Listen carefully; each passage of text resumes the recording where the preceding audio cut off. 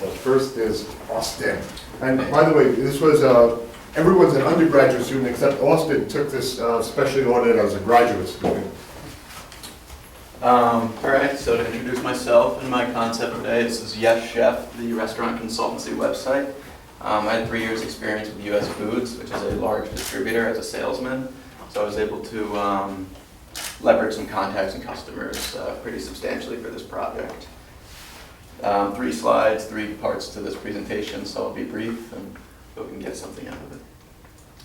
So I started off asking chefs about a delivery service that would offer off-hours boutique delivery service for products that they couldn't procure from other distributors, mainly Cisco and US Foods, which would mean that a chef would have to leave his kitchen at about dinner time or lunch rush to get product. And while they said that this was very helpful to them, they didn't imagine themselves using it, and they also had other options, other ways to get that. So I did a pretty substantial pivot. In my interviews, I interviewed 3 main people, Joel at the Brasserie on 60th and 3rd, Gary at the 3 West Club, Basilio at the Meatball Shop. And my main question to them was, where can I provide value to the operator? What can I do to provide value to you? They provided me with 3 items, first being food costs. So to create consistency on pricing and sales projections, they could track their food costs and they didn't have the labor or time to do so themselves. Secondly is food inventory. To lower waste and control turnover, I would track food inventory for them on my website. And lastly, labor scheduling to monitor employee availability and union labor and avoid overtime costs. This is all just legwork that small mom and pop shops don't have the labor support to do, and the operators themselves don't have the time to do, or they just don't want to do it in general. So efficiency and consistency for a restaurant operation is really what they're looking for, and that's what I would hope to provide with this website. So the implementation process, I wanted to include some costs, the goal of my website, the pricing strategy, and a couple of milestones that I hope to achieve.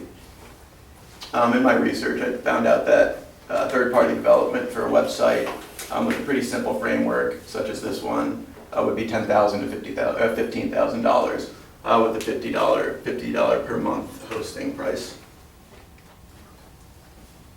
What I wanted to provide my customers was what I call the Turbotax visual model. You would input a step-by-step using pack size of ingredients that you're buying, the price that you're buying it at, how much you're including on each menu item, and what you're selling that menu item for. And you would put them in one by one, the information, and it would output food costs. Same would be with the food inventory, how much you're buying and when it would expire. My pricing strategy is pretty simple. It was $40 per month on a monthly basis, and this was just through interviews. I asked, what would you pay for this? $40, $50, $30 was kind of the range that I was getting back. And so I stuck with $40.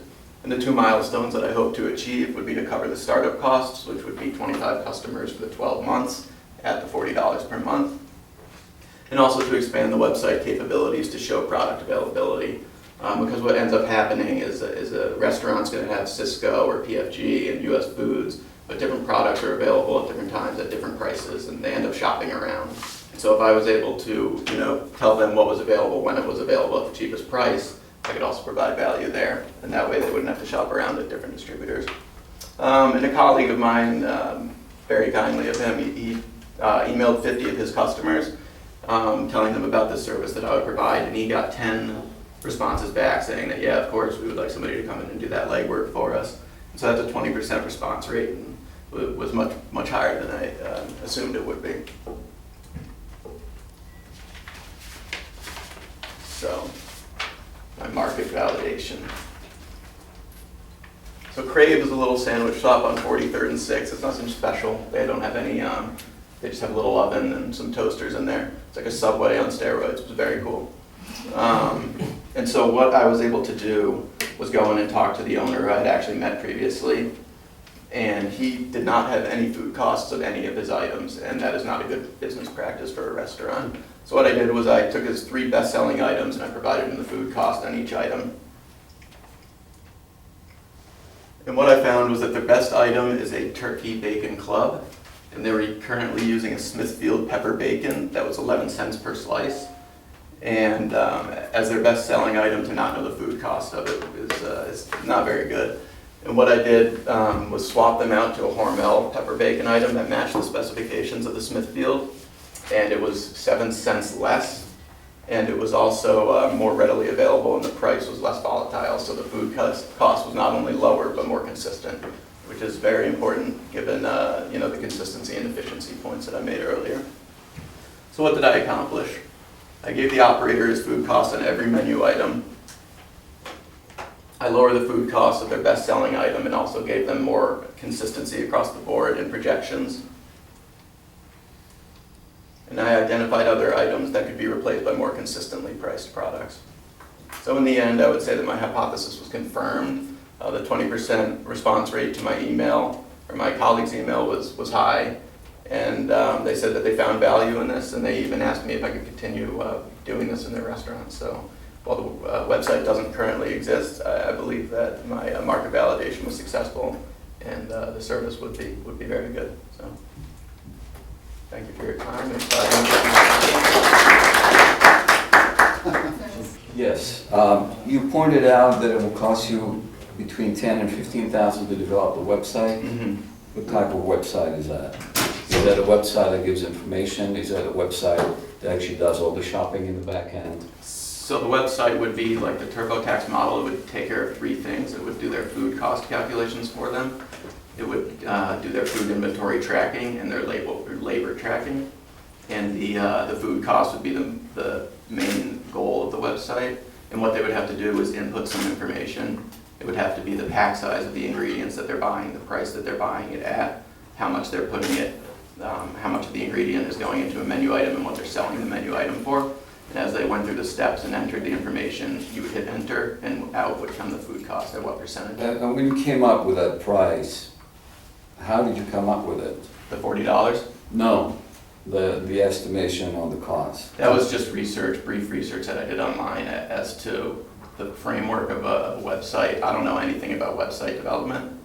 It said, the first thing I said, it said $5,000 to $55,000, so I had to narrow it down a little bit.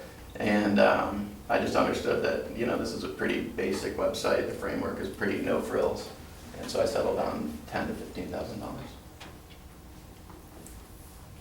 How many questions do you want, Kurt? Just 1 or 2? Or Yeah, and then we can have some, at the end, some overview, if you'd like.